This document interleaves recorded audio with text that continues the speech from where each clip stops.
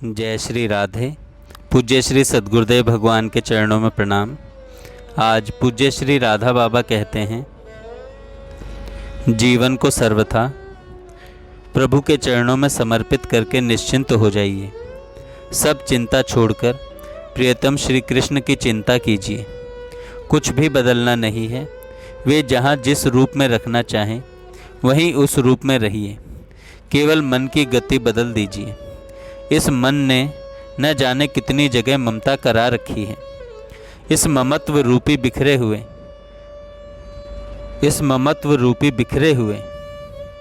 कच्चे धागे को बटोर लीजिए और उनकी मोटी रस्सी बंट लीजिए तथा उसी मोटी रस्सी से अपने मन को प्रभु के चरणों में बांध दीजिए। इतना ही करना है। भगवान श्री राम यही कहते हैं, जननी जनक बंधु सुतदारा, तनु धनु भवन सुहृद परिवारा, सबकी ममता ताग बटोरी, मम पद मन ही बांधि बर डोरी। अस सज्जन मम उर बस कैसे, लोभी हृदय बसे धनु जैसे। मन में बार बार सोचिए, दृढ़ धारणा कीजिए, प्रभु की हम पर बड़ी कृपा है। यह बात केवल किसी के कहने से मान ले, यह नहीं, यह तो वस्तु स्थिति है। प्रभु ने अपनी कृपा का द्वार खोल रखा है। उन्हीं की कृपा का आश्रय करके उनकी कृपा को अधिक से अधिक मात्रा में ग्रहण कीजिए और उन पर न्योछावर हो जाइए। सच मानिए, श्री कृष्ण से अधिक प्यार करने वाला, निरंतर आपकी संभाल करने वाला और कोई नहीं मिलेगा। पूज्य श्री भाई जी ने सत्संग में एक बार कथा सुनाई थी। एक योग भ्रष्ट महात्मा कहीं पैदा हुए थे। एक दिन वे धूली पर खेल रहे थे। राजा की सवारी निकली। राजा ने पूछा, धूली से क्यों खेलते हो? महात्मा ने कहा, धूली से शरीर पैदा हुआ, धूली में मिल जाएगा, इसलिए धूली से खेलते हैं। राजा ने कहा, मेरे साथ चलोगे?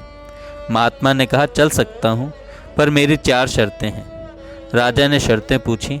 महात्मा ने कहा, पहली शर्त है हम खूब सोएं, पर तुम कभी मत सो और मेरी संभाल करो।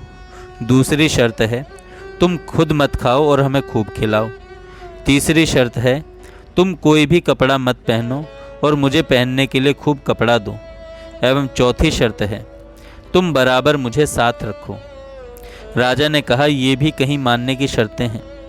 आपके सोने पर सो सकता हूँ, जैसा खाता हूँ वैसा खिला सकता हूँ, जैसे कपड़े पहनता हूँ वैसे पहनने को दे सकता हूँ, और जब कहीं जाऊँ तो साथ ले चल सकता हूँ। इतनी बातें हो सकती हैं। महात्मा ने कहा, तब तुम्हारे जैसे दीन के पास जाकर मैं क्या करूँगा? मेरा मालिक ऐसा है जो कभी स्वयं तो सोता नहीं, मैं खूब सोता हूँ और वह बराबर जागते रहकर मेरी संभाल करता है। स्वयं कुछ भी खाता नहीं और मुझे खिलाता है। स्वयं कपड़े नहीं पहनता और मुझे बढ़िया बढ़िया कपड़े पहनने को देता है और मेरे साथ ही निरंतर रहता है। एक क्षण के लिए भी मुझे छोड़कर कहीं भी नहीं जाता। ठीक ऐसे ही प्रियतम श्री कृष्ण को छोड़कर इस संसार में भोगों के पीछे क्यों भटक रहे हैं? भोग छोड़ दीजिए, यह नहीं कहता, पर भोग भोगिए श्री कृष्ण की प्रसन्नता के लिए। देह की संभाल कीजिए, पर यह समझकर भीतरी मन से यह दृढ़ रूप से मानकर कि देह उनकी ही संपत्ति है। उनकी कृपा का आश्रय करके बढ़ने की चेष्टा कीजिएगा तो कुछ भी असंभव नहीं है। मन में दोष भरे हैं माना, पर यदि आप उत्साह तोड़ेंगे तो ये और भी तंग करेंगे। उनके चरणों का आश्रय करके दोषों को निकाल डालिए। एक क्षण के लिए भी निराश मत होइए। हतोत्साह होना क्षीण हुए दोषों को बल देना है।